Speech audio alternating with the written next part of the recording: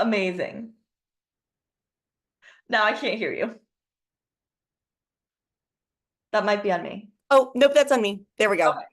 Um, I was changing my lighting situation. You have such a nice airy look in there, and I opened my blinds and I was like deathly blinded. So Yeah, I have the blinds that are like solid, so it lets like a cohesive light through, but it's not like separated, if that makes sense. yeah, I'm gonna have that by next time. It's yeah, they're great. That's what Genesis has been wanting anyways, so I'm gonna get that. Yeah, it's great for privacy. Yes. Yeah. Um, Okay, awesome. Well, cool. I am excited. Okay, Yeah. let me put They the always have thing. to remind me to rename myself so I'm not my mother. Oh, Um, that's actually kind of funny. I mean, not that that would be a bad thing. Not that, I mean, yeah, it's kind of fun. Yeah, so let's see here. Okay. Um, the amount of tabs I have open quite literally and figuratively is crazy. Okay. Functional tabs. Yeah, just a lot of tabs. Okay. Okay. Uh, how do you want to set the scene? Just like Well, so that's what I was wondering. Do we want to pre-record? Oh no, we can't pre-record our sponsor stuff, obviously. But if we pre-record, do we want to do the same welcome every time? I mean, I'm okay with not just having it be like I am too, but then we'll eventually be, so we need to get they'll like have it so when we pre-record our sponsorships, like it's a natural like move over. yeah. Okay. I'm switching over. Okay, there we go. Thank you. My profiles. I think just us being natural is gonna be fine, right? I agree 100%. I'm just trying Um, I my cannot locate our like there it is, our Google Drive. I oh, have are you in? I should be right now. It's making me so you know how you showed me how to switch profiles? Yeah. For some reason, every time I do that, it autofills the wrong password and Yeah. kicks me out and sends me an email to see if I wanted whatever.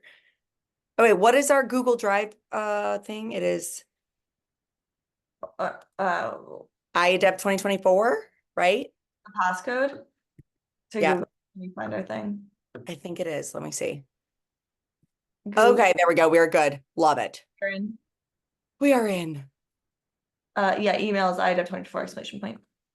So, I mean, yeah, I think it's gonna be natural. We'll be good. And then we just start going. Yeah. So do you want to, I feel like you're good at the hi, like this is who we are, we're what, the weight of it all. This is on the mic with Ed.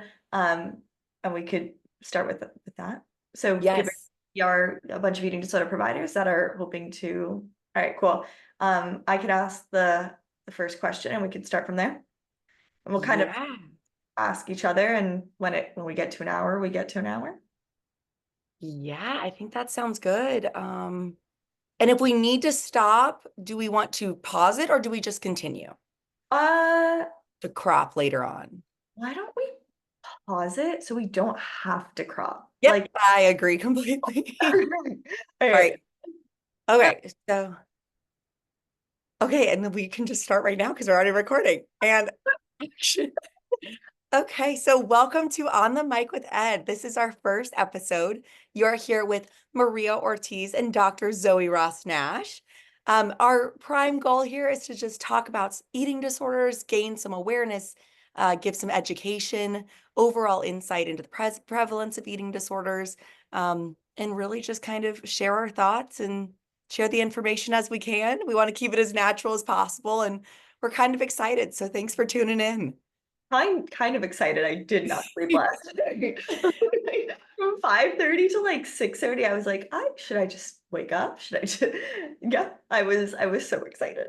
Yes, you guys are seeing a lot of anticipation go into this. A little bit about our journey is that we actually, we met at a conference. We happened to be asking questions at the same time at the end of the same lecture, which was very cool, which turned into lunch, which turned into a shared experience on a documentary that Dr. Zoe Ross-Nash is starring in that she can share more about. And then later we were like, you know what, we should do a podcast after seeing how we filmed together. So this is coming from a lot of passion, but we hope to bring on our professionalism as well. So we both specialize in the treatment of eating disorders.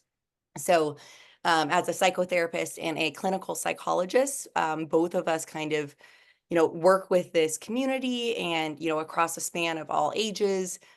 We have some different specialties, but we're hoping to bring some cool people in too to share their insight as well. Yeah, I love our meet cute. I think it's a a representation of who we are as people. We're dedicated clinicians. We're asking those questions, and then we're also just like cool people. I think at least getting lunch together, really just connecting, being people and humans together. And I think that that's kind of what makes our relationship so special. But yeah, we want to have people on. We want to get different perspectives. We want to hear different voices, and use this as a way to not only provide information for people with eating disorders, but also clinicians who are interested in working with eating disorders. Because we understand there's not a lot of information out there on eating disorders, and we want to be a resource for you that you can trust. Yes. And which kind of leads us to our little tagline of Take up space. take up space and have a seat with us with the couple eating disorder therapists you can trust. Absolutely. We have so many little taglines. We have We so do. our broader business is called The Weight of It All, and Maria and I do a lot of different things together. We publish together, we give presentations together, we've done this documentary together, and now this podcast. But yes, the podcast is called On the Mic with Ed. Have a seat with us. We have a lot of cool things coming, so we're really glad that you are here to begin with us. Yes, absolutely. So in honor of that, why don't we start about how we even began in this field? So what led you to become an eating disorder clinician? So for myself, I'm actually a recovered clinician. So I myself struggled with an eating disorder years ago. And I actually, my story is kind of interesting because I used to kind of have a, sort of a classic presentation of a lot of defiance with my eating disorder. I didn't exactly love the therapist space or the therapist office. But then as, I obtained recovery and sustained recovery, I quickly realized, just how much I wanted to be able to provide the same support that I was able to receive, even before people, even know or want to receive it. So that's kind of what brought me into this space. And I think that there's some things that are just so nuanced that if you can look at a client and they can kind of tell that you understand what they're saying, even if it's not a current relatability, even if we acknowledge we're different, I really wanted somebody to be able to almost look at me and go, okay, this is possible. So I think that that's something I always I try to be very grateful for that I get to do. So I really only share that I'm a recovered clinician. I don't really share much more about my story. And as you guys listen more, you'll kind of learn some competitive stuff relating to eating disorders on why that is. But that's kind of what brought me to this space. So what about yourself? Oh, I remember the first time you told me that story of like what brought you to the field, and we were sitting having lunch at iAdept, which is the conference for a lot of eating disorder providers. And I remember getting chills and just feeling like so connected to you, and knowing how lucky your clients are to have you. Because my story is a little different. So I feel weird saying this, but I'm a non-recovered clinician, and that is because I've never had an eating disorder. However, I'm deeply invested in this work because a lot of women in my family have had this eating disorder. uh, Kind of in a different breath where you didn't like the therapy space, I saw how therapy was fundamental to recovery, and I wanted to be part of that change. So I saw my loved ones going through therapy and finding recovery, and I was like, I want to be in this. I want to be part of that the part of the community that helps folks find recovery. And that's what led me here. In terms of your like educational background, walk me through it. Yes, so I actually, like I said, this was not my initial goal. So my undergraduate Bachelor of Science was actually in human physiology. And I actually had somewhat of like an emphasis in genetics as well. So then I also had a minor in psychology. I later went on to get my emergency medical technician, worked in hospital systems more from a medical realm for quite some time. Ended up being a mental health technician in a rehab. Then spent some more time actually just working with dual diagnosis for addictions, and some, other comorbidities in those areas. Started my master's for clinical mental health counseling. While in my master's, I actually already started continuing education units for eating disorders, another topic we'll get into, just because I knew once I was going into this field, I wanted to work with eating disorders, and it just requires such specialized training. So I immediately also got connected with a mentor that helped me get connected with IADEP and the SEDS process while I was still actually undergoing my master's. So from there, then I was actually lucky enough to have a supervisor that has been working in this field for quite some time, and she has just been so influential on my work and my growth as a clinician. And I now co-own a private practice, and I only specialize in the treatment of eating disorders and co-occurring conditions, and have run a group. I love to write, as you do as well. And that's kind of what brought me here. And now we co-own another business. Look at us. So this is what's kind of cool. We end up kind of doing a very similar job, but we got here very differently. So if you'd like to share with how you got here. Yeah, so I knew that I wanted to be a psychologist my junior year of high school. I remember taking an AP psychology class, which I almost failed. But I, I remember That's taking, awesome to share with the crowd. I love that. I'm literally friends with my AP psychology teacher on Facebook. And every time I like post something, I'm like, I wonder what she thinks because my grades were not good. So I took AP psychology and I remember her giving like a list of potential careers within mental health. And she said PsyD. And I was like, that's what I want to do. And ever since then, it's been in the pursuit of that. So when I was in college, I actually started off as a uh, dual major. Why I can only think of dual diagnosis, but it has a different word. That's Fair. right. Or so I was psychology and dance degree, and a little bit into my like halfway through my freshman year of college, I realized that dance was really just a hobby for me and not necessarily a career path. So I dropped that to a minor and specialized in majoring in psychology and then minored in human service studies and dance. And then I did undergraduate research on the correlation between anorexia and perfectionism in college age women with a mentor. We got published, which was very cool. And then right after undergrad, I went to grad school at Nova Southeastern University, where I got my doctorate in clinical psychology, where I specialized in eating disorders and co-occurring issues such as substance use, trauma. And I worked at the Renfrew Center for a little bit, and then I did my pre-doctoral internship at the University of California, Davis, in their eating disorder emphasis. And then postdoc, I fell into private practice, which I really love to be. And I do a lot of work specializing in eating disorders. I teach classes on eating disorders, supervise folks with eating disorders. So yeah, good stuff. But you said something about SEDS. Would you mind telling our listeners what is SEDS? Yes, so SEDS would be a certified eating disorder specialist. So that is kind of, those are the letters that you sometimes want to look for when, if you're ever referring a client or patient. Basically, what it means is that you have undergone extensive CEUs, training, supervision, hours, exams, conferences, just certain things like that, that just really ensure that we have had to kind of really extend our education. And because these are very specialized. So what I always tell other clinicians, parents, even clients, eating disorders don't quote unquote make sense. And it's really, really easy to kind of try to compare it, maybe too much of a parallel to an addiction or something of that nature. And the SEDS pathway kind of exists because of how nuanced eating disorder treatment is. So you get that credential through IADEP, the International Association of ED Professionals.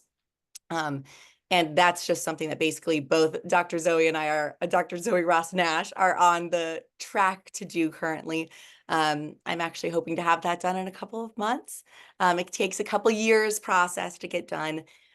It's, you know, a lengthy process, but a process that's worth it. And I think a process that helps us be very kind of fruitful in our work and very just, you know, well nuanced with what we're able to accomplish. So yes, if you're ever looking for a referral, if you're a, you know, more general clinician out there, look for that CEDS, Certified Eating Disorder Specialty. And it just shows they've really spent some time, hours, and passion. You've got to really want it to go through that process. So Yeah. And for my folks looking for a therapist, I know it can feel like alphabet soup when you're looking at the end of these people's names. SEDS is a safe person to go to if you're struggling with an eating disorder. absolutely, absolutely. Well, do you want to kind of walk through some of the most common presentations or types of eating disorders? Yeah, I mean, we can get into that word common, like Yes. Really? um, so when we are diagnosing with an eating disorder, we use something called the Diagnostic Statistical Manual of Mental Health Disorders, the DSM. Multiple versions of it. In every iteration of the DSM, eating disorder pathology has changed. So the diagnosis has changed. What I typically see come across my practice, I see folks with anorexia nervosa, which is typically characterized by a restriction of intake, bulimia nervosa, which is characterized by binging and purging episodes, and then binge eating disorder, which is just characterized as binge eating. And then we also see something called otherwise specified feeding or eating disorder, OSFED, previously known as EDNOS, eating disorder not otherwise specified. So if you see OSFED or EDNOS, those words are just different iterations of that DSM, which gets super complicated. But with that word common, a lot of people really just think in their mind when they think of an eating disorder of someone very, very sickly thin. But that's not the case. The most common eating disorder I see is typically those atypical presentations, the other feeding or eating disorder presentation. What about you? Right. And I kind of just want to hit on that a little bit more with that whole typical presentation actually being atypical. A lot of people don't realize only 6% of individuals with an eating disorder are actually classified as medically underweight. So that's put 94% of clinical eating disorders, those individuals are at or above their weight range, which weight range we can even get into on a different level. But that's kind of, those are some typical presentations and diagnoses I see as well.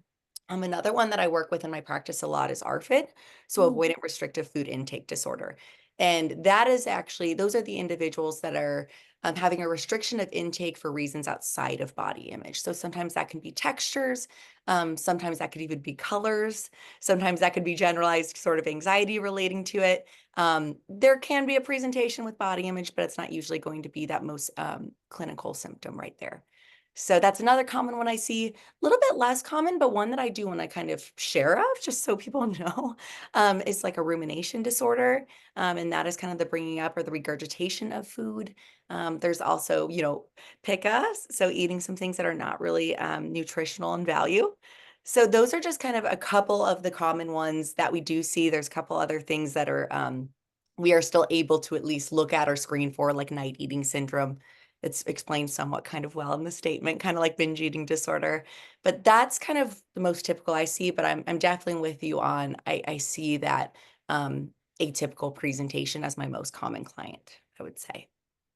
And it's so hard to diagnose eating disorders just in general because of how stringent the pathology is and how hard it is then to get a diagnosis. So I feel like the DSM doesn't always adequately represent what we see in practice, and most folks don't fit into that perfect diagnosis. And I think that really causes a lot of people not getting the help that they need. Yes, and I think, it's also something, I don't know if you could agree with that. My clients might change their diagnosis almost by the month pretty Mhm. consistently. If I actually had to go in and change a diagnosis, it would be at least each month for a Mhm. lot of my clients. There's a lot of quote unquote symptom swapping when it comes to eating disorders. So sometimes maybe if we lessen that purging, then maybe the restriction increases. Maybe if we lessen the restriction, then the exercise might increase. Maybe as we increase restriction, the binging also increases. So there's just a lot of nuanced things there that we could even get into about accessibility of care, of diagnoses changing, insurance companies recognizing and respecting all diagnoses changing. So there's just a lot of nuances in this field that I think is very different from maybe another diagnosis. Typically in other practices outside of the specialty of eating disorders, clients aren't always going to flip-flop those diagnoses so frequently. Mhm. Yeah, which makes assessment super important.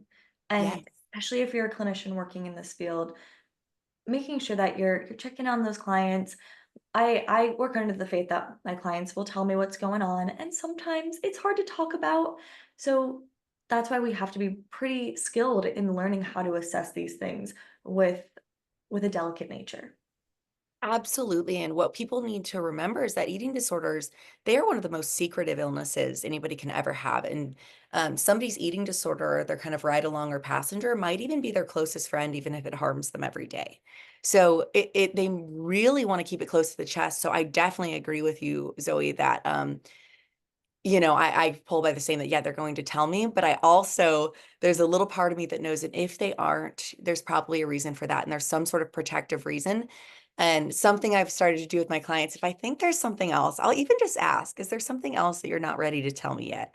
And that question I have found to prove people actually, and I'll say, you don't have to tell me what it is, but you could even just nod if there's something going on. And a lot of times I'll get a nod, and that just kind of shares in the space that, hey, this is on your timing, but I'm also aware this is super secretive. It's serving a function for you still. And on your timing, we will get there. I love that way that you approach that, even if it's just a nod.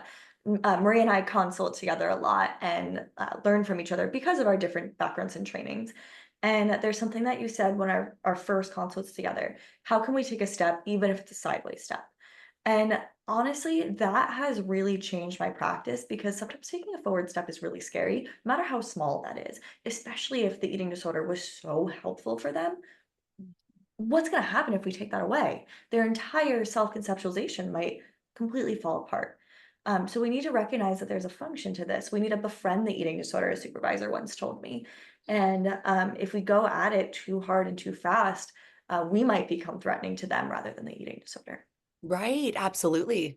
And most likely it will seem like we are because that eating disorder is not going to like us. So also for listeners, you're probably noticing that we are talking about the eating disorder. Notice that we're not talking about our client. Mhm. So that the fancy term for that we would use is called externalization. So we're really externalizing that this eating disorder is not something that they were just born hating their body or born wanting to not meet their nutritional needs. It's something that they acquired for whatever reason it is. Granted, there can be some genetic components that come along with this.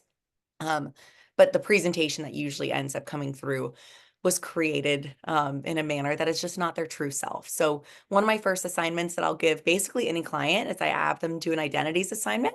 And what that means is tell me anything and everything about yourself and do not mention any medical concerns. Do not mention your eating disorder. Don't mention your body. I want to know your favorite color.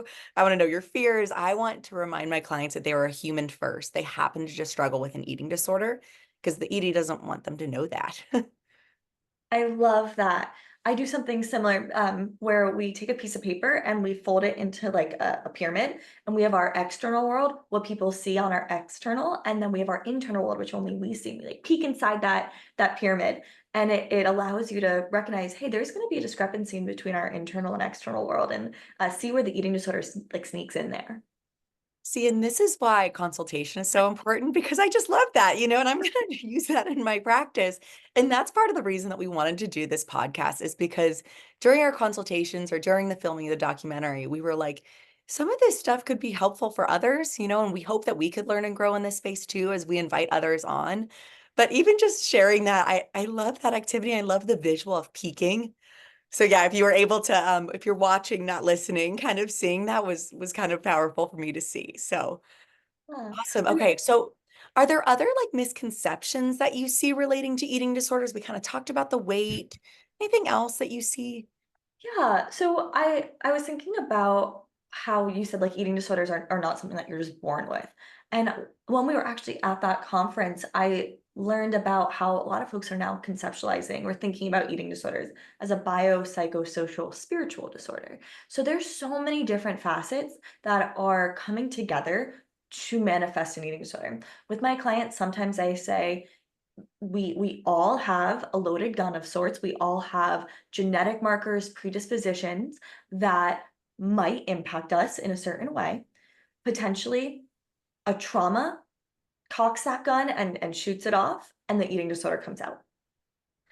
So there are so many things that come into eating disorders. And I think a lot of misconceptions that people have is that it's always the parents or it's social media or it's just this one thing. And it's not. It's so many different things that come together to culminate into an eating disorder. So if you're feeling really hard on yourself or if you're taking responsibility for something, remember there are so many different aspects that had to come up together to create this perfect storm. Right. And you know what I see too is a lot of people kind of trying to figure out where to point their finger. They're like, yeah, it's social media. Yeah, find that one. Or it's like, yeah, it's the parents or it's the sport, whatever it is. But what I usually tell people is it's a lot of different things. And then what I also tell people, sometimes, sure, what caused the eating disorder could technically help maintain it. But another thing that was kind of mentioned in the that is mentioned in this space is that what causes an eating disorder is not always what is perpetuating the eating disorder. So sometimes I tell people, even if they started it, it's staying for different reasons, right?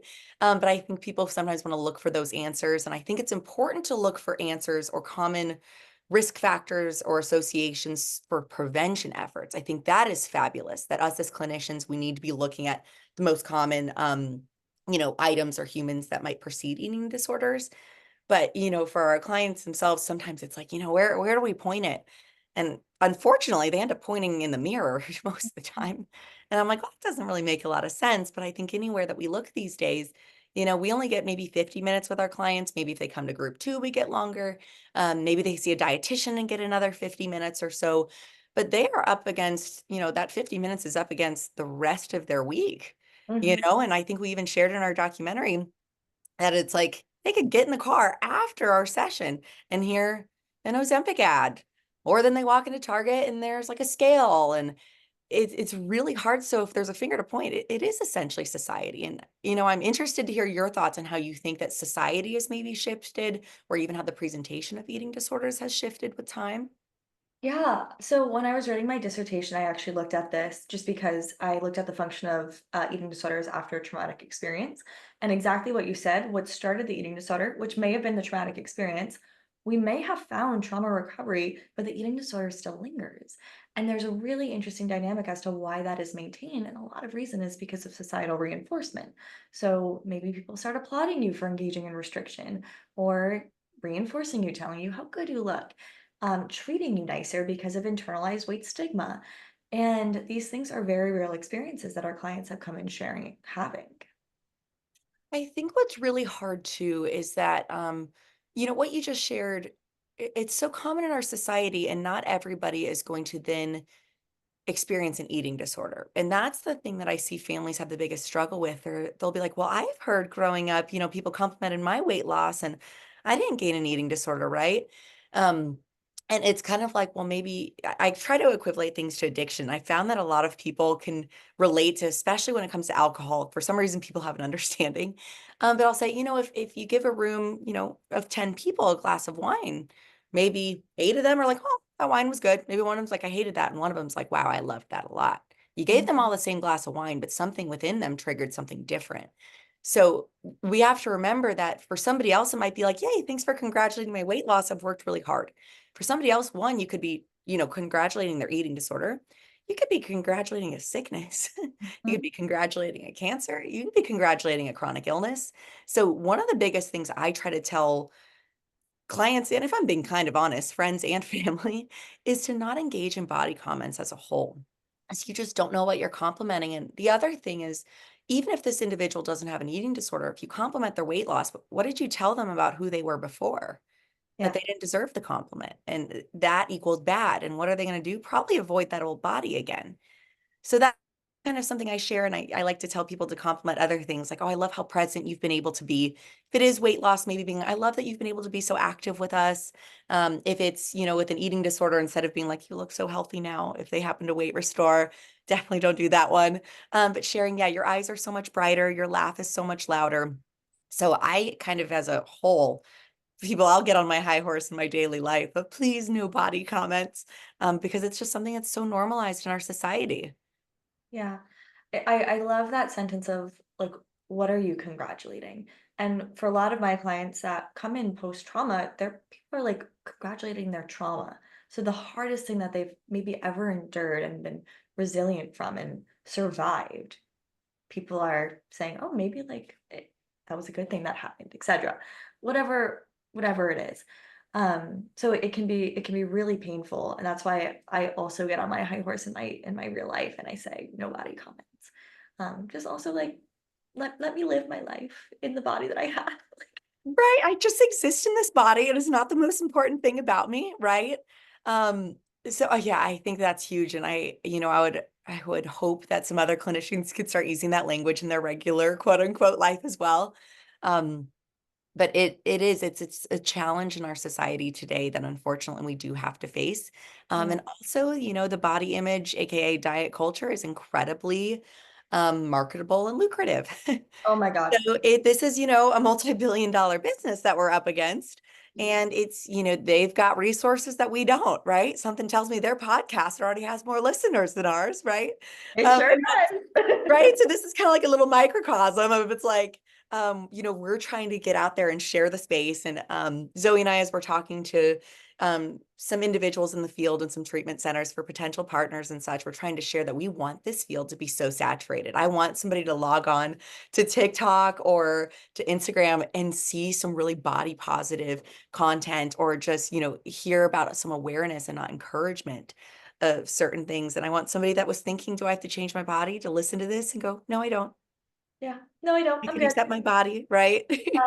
Oh gosh, I love the way you phrase things. Yeah, that's our goal here, is to just get as much information out there to cut through the plethora of eating disorder encouraging type stuff that we see on the internet. And I think what is frustrating for me is in the 90s, in the 2000s, obviously that heroin chic was in. That was the type of body we had, models saying, nothing tastes better than being skinny, or whatever that quote was. But now I feel like it's masked as health. And that's really hard to fight against when you're seeing influencers promoting these teas or supplements that are diuretics of sorts, or appetite repressants, and it's all in the name of health. It's really hard for people like us to fight against. It's so hard. And, I come from a health at every size approach. So that's another thing you can kind of look for is an HAES. And basically what that means is like, I truly believe that health can be attained in different bodies.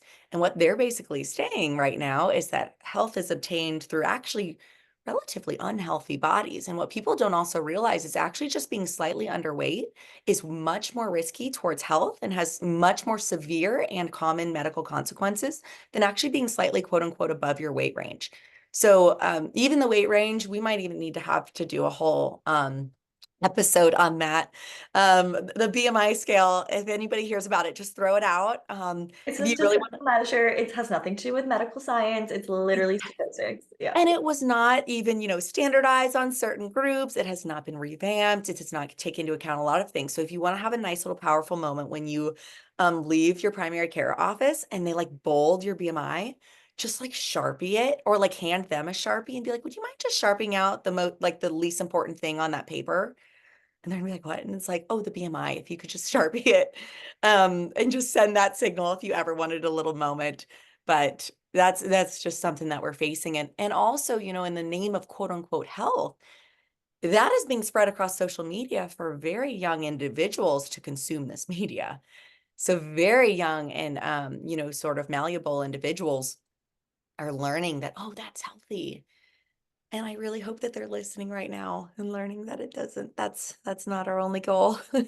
Yeah. And what I find to be particularly scary is that these influencers are going out and they're sharing like, oh, if you do XYZ, you'll look like me. Maybe, maybe not. Most likely not, because we know that the way people look are a composition of a zillion different things. Genetics, medical concern. There's so many different reasons why we look the way we look. And then when you have this influencer that says, do XYZ and you'll look like me, and then they don't, there's going to be this perceived sense of failure, which we know shame is a huge driving force of eating disorders. Mhm. Yeah, that perceived sense of failure and just overall encouragement of comparisons, which is one of the most common mechanisms that we'll see with eating disorders, whether people are comparing their bodies, they're comparing their plates, comparing, their speed of eating. There's so many comparisons, and social media says, love that, keep doing that. The influencers also leave out how often they're probably editing their bodies. And yes, you can edit a video, everyone. So Mm-hmm. those videos can be edited. Um, there's actually some awesome influencers out there that do call this out that I really, really appreciate. That kind of even show how it's done. Part of that is kind of challenging because I'm like, it encourages, but it shows how easy it is. And I think I really, really appreciate that what you're seeing, I don't care, how well it's done. It could have been manipulated and most likely was. Mm-hmm. Absolutely. Yeah, it's scary because we don't know what's real anymore, especially Yes. with like AI and that stuff. Um, Yes. Scary stuff. But you've mentioned this documentary a couple of times, and I feel like I should just kind of explain it. So, Yes. as I said, a lot of women in my family have had eating disorders, but particularly my mom. So my mom was a professional ballerina, and she had an eating disorder starting from age 16 and struggled pretty significantly all the way into her young adulthood.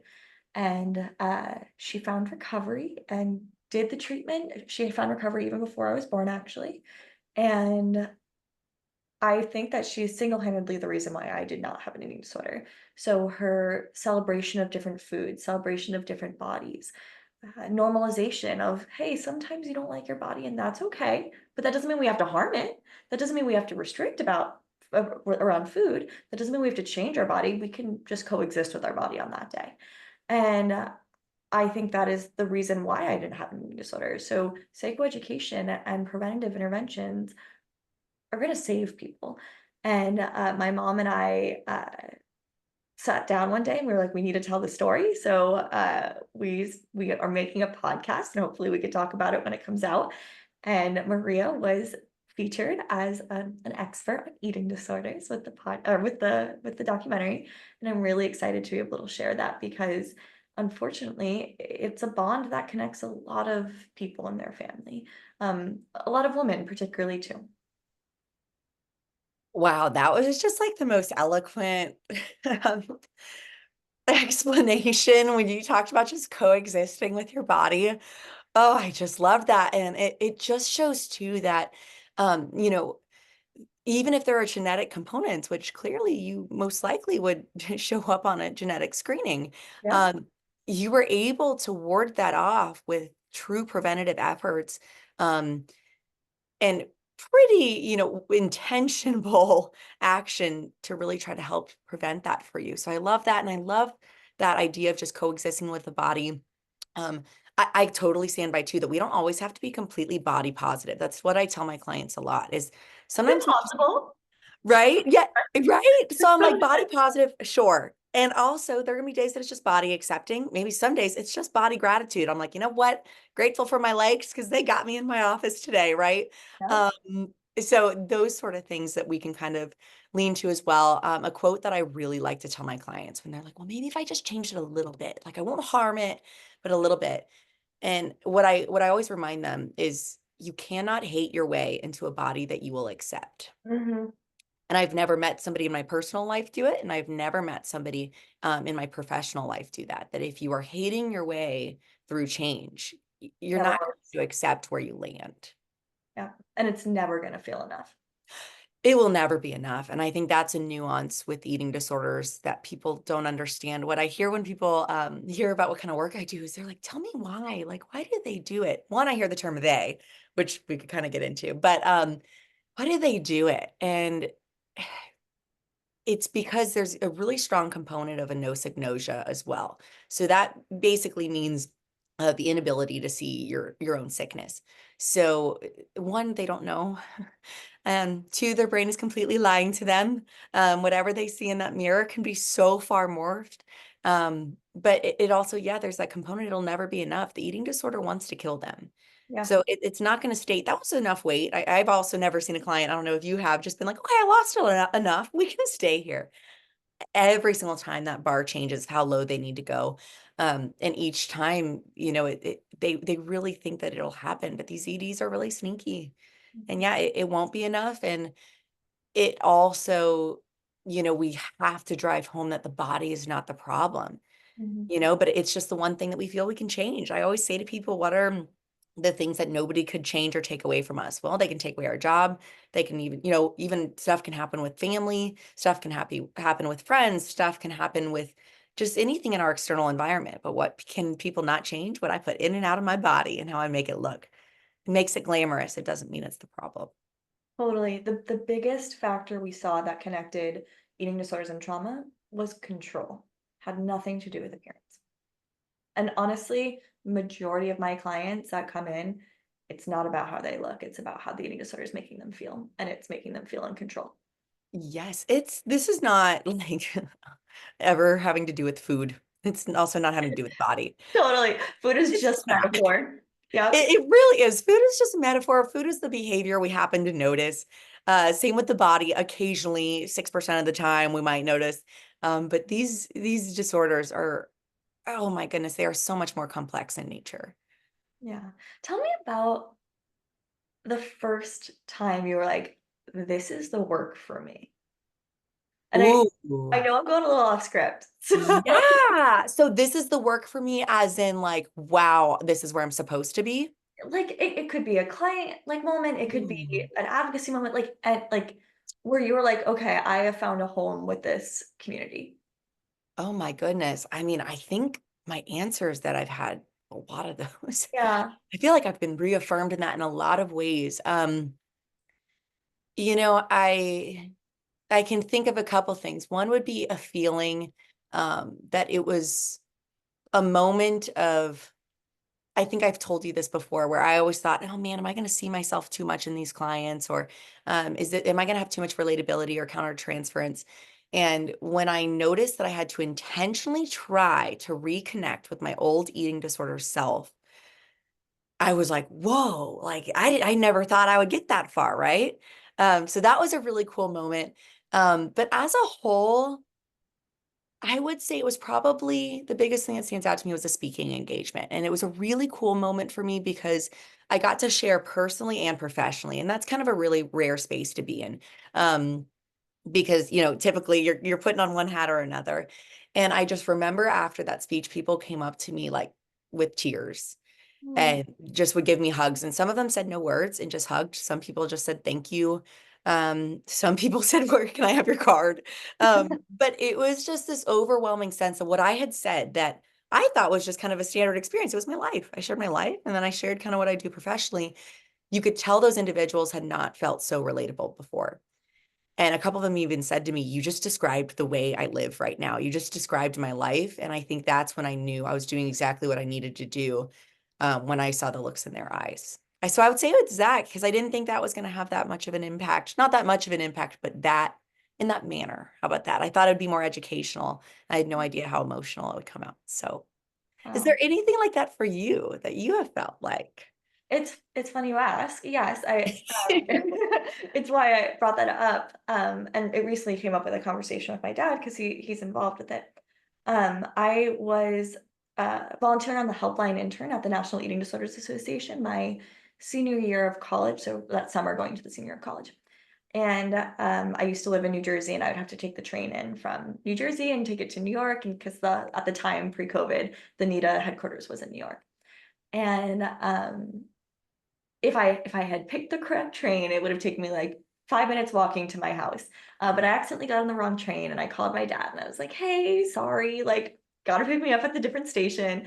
And it's raining, so you have to. And um, and I am drenched because I had just like walked around New York City trying to get this train. Was walking to my dad's car, like visibly damp. And I get into the car and I'm beaming. And my dad looks at me and he's like, good day. And I was like, Dad, I helped someone find a resource they've been looking for years to find a new start therapist. And I want to be that way. And I like it was a hard, heavy day. It was a long day. And he looked at me and he's like, you probably saved a life today.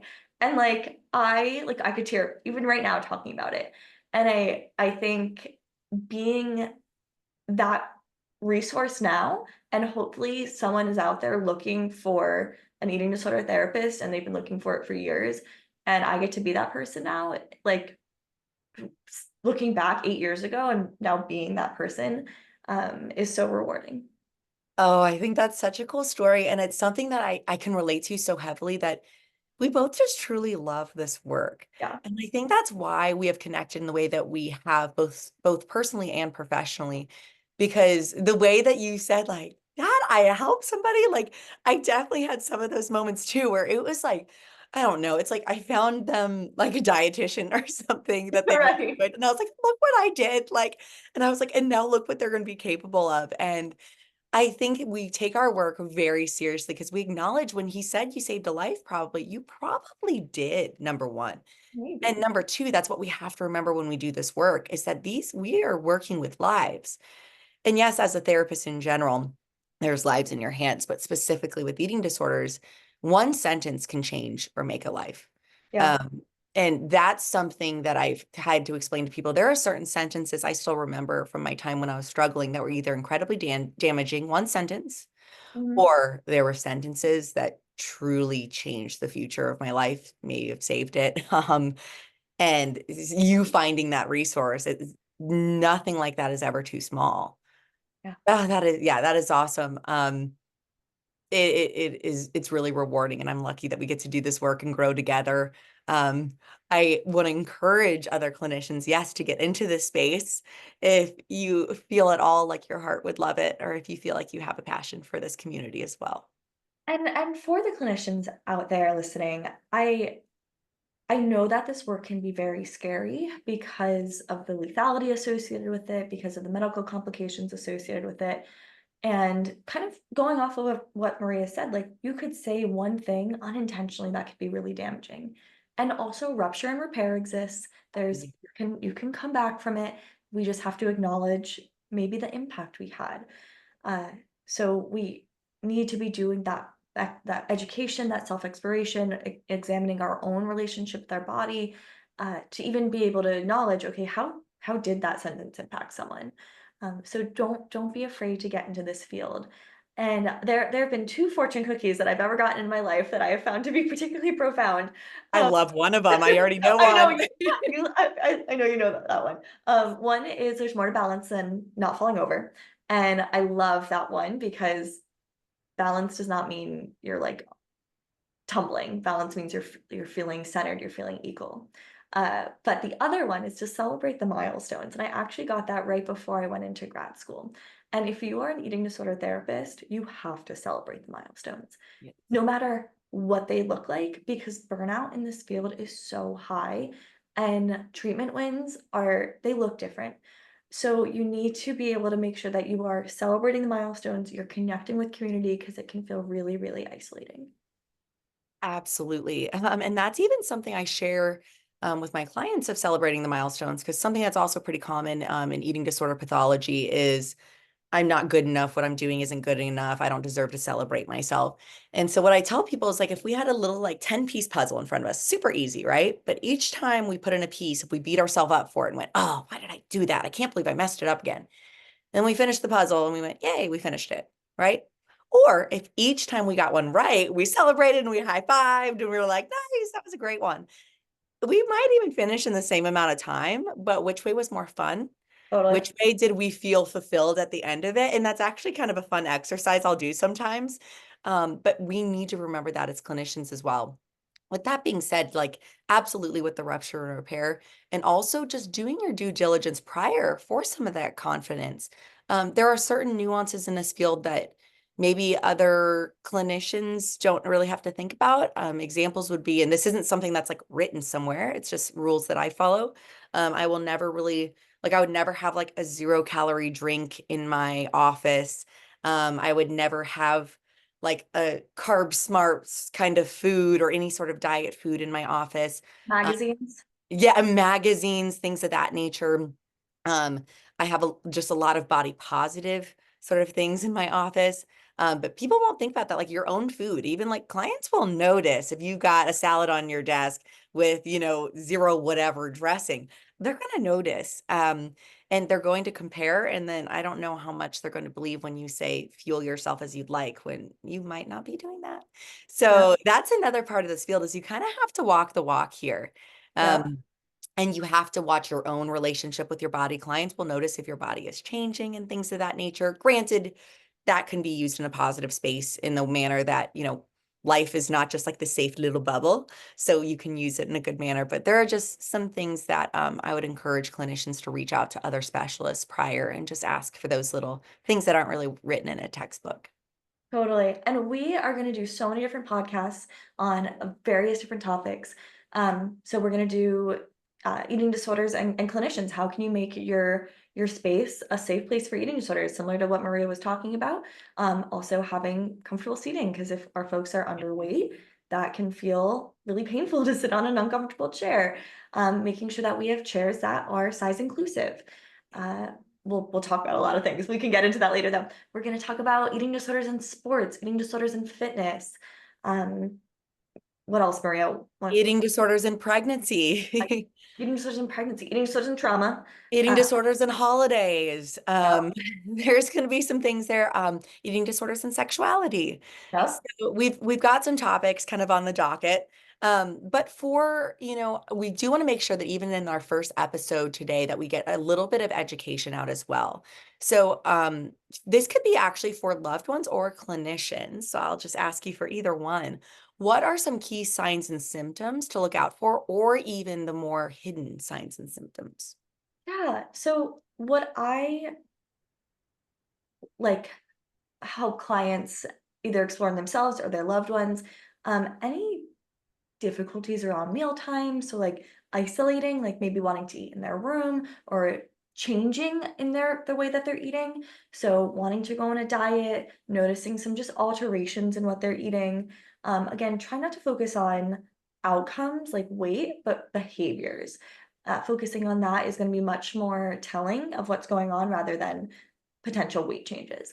So behaviors of tension around food, isolation, I think I said that one, changing the way that they dress. So maybe hiding their body or revealing their body in different ways. Those are a few that stand out to me right now. What about you?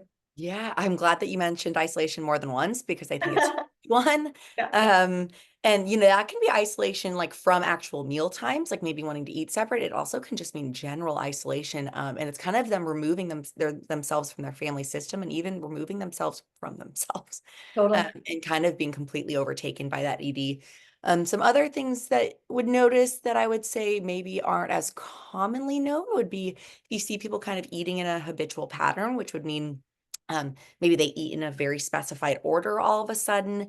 You notice their portions generally getting smaller. All of a sudden, they get quote unquote sick more often, or my tummy's really uncomfortable more often. If you notice they start eliminating food groups, right? So all of a sudden, oh, I'm just going to have less of this. If you notice some bathroom breaks following, meal times, I think would be important to look out for. If you notice any wrappers or a lot of maybe, yeah, hidden maybe remnants of food. We have to remember these disorders are very secretive, so that could be indicative of binging. Um, those are just kind of some things that I would state as well. Definitely the changes in clothing, even the changes in exercise habits, I would say that can be hidden very, very well, specifically in today's society. It is so Totally. normalized to like work out pretty often. I really think it'd be important to see if our loved one or if our client all of a sudden has a lot of rigidity around working out. And what I mean by that is, do they get really upset if they can't get their workout in? Is their, workout times progressively getting longer? Are they getting more frequent? Those are some things as well. And if you're noticing not really fueling, maybe to adjust for that. So those are just some things I would say to look out for. Overall body talk, people saying, oh, I look so fat in this, or Oh, do I look fat in this? Body checking in a mirror, I would say is a big one. If mhm. you notice people kind of double taking, maybe changing a lot of times and checking their body, all of that can show just a really high prevalence of food and body thoughts as a whole. Yeah, absolutely. Well, thank you for all of that information. We're at our time. I So I feel like that hour just went so fast. I know. But we will post more resources on our website. We'll have a resource compilation of lists of things that you can check out. But wherever you are, whoever you are, thanks for having a seat with us, and we'll see you next time. Yes, and remember to take up space. All right. That was fun. That was so good. Oh, Okay, I love that. stop recording.